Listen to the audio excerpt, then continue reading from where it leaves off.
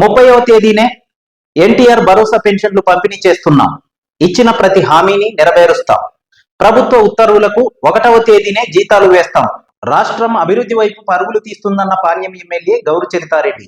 ఆంధ్రప్రదేశ్ రాష్ట్రంలో కూటమి ప్రభుత్వం అభివృద్ధి వైపు పరుగులు తీస్తుందని పాణ్యం శాసనసభ్యులు గౌరి చరితారెడ్డి తెలిపారు. కర్నూలు మున్సిపల్ కార్పొరేషన్ పరిధిలోని 21వ వార్డ్ కిషన్ నగర్, శాంతినగర్ బోర్డు నందు అవ్వతాతలకు, వృద్ధాప్య, ఒంటరి మహిళా, వికలాంగులకు పెన్షన్లను ఇంటింటికి వెళ్లి MLA Gauri Charitha Reddy, market yard మాజీ చైర్మన్ పెరుగు పురుషోత్తం రెడ్డి, వార్డు ఇన్ఛార్జీలు రాఘవేందర్ రెడ్డి, వెంకటరెడ్డి కలిసి పంపిణీ చేశారు.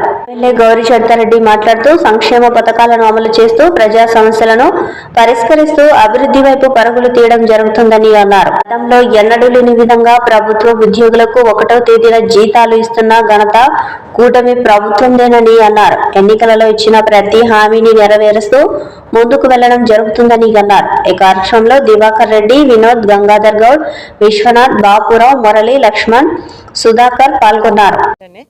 పెన్షన్ 3,000 రూపాయలు అనేది 4,000 రూపాయలు చేస్తామని, అలాగే బకాయిలు ఏవైతే ఉన్నాయో ఏప్రిల్, మే, జూన్ నెలది కలిపి జూలై నెలలోనే ఒకటే రోజు 7,000 రూపాయలు అందజేయడం జరిగింది. అంతేకాకుండా వికలాంగుల పెన్షన్ కూడా 3,000 రూపాయలు అనేది 6,000 రూపాయలు చేయడము, అలాగే పెరాలసిస్, కిడ్నీ సంబంధిత వ్యాధులతో బాధపడుతున్న వారికి కూడా 10,000 రూపాయలు, మంచానికి పరిమితమైన వాళ్ళకి 15,000 రూపాయలు అందజేయడం జరుగుతుంది.